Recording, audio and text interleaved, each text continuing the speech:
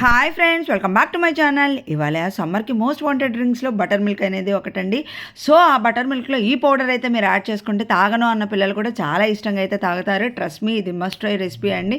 ముందు ఎంత క్వాంటిటీ అయితే మనం ధనియాలు తీసుకుంటాం అంత క్వాంటిటీ జీరా అయితే తీసుకొని లో ఫ్లేమ్లో మంచిగా వేగిన తర్వాత పావు కప్పు మిరియాలు అయితే యాడ్ చేసుకోవాలి. సొంటనో ఒక ముక్క యాడ్ చేసుకొని ఇవన్నీ లో ఫ్లేమ్లో మంచిగా వేపుకోవాలి. ముందుగా కడిగి పెట్టుకున్న కర్రీ లీవ్స్ కూడా ఇందులో పెట్టుకొని మంచిగా వేగిన తర్వాత అంతా ఆరిపోయిన తర్వాత అట్మోస్ట్ ఒక స్పూన్ మనకి ఇంగువ అయితే సరిపోతుంది.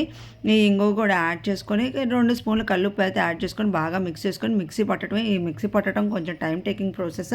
మనం ఒక్కసారి కనుక చేసుకొని పెట్టుకుంటే కనుక 3 months వరకు మనం ఫ్రిడ్జ్లో పెట్టుకొని స్టోరేజ్ చేసుకోవచ్చు.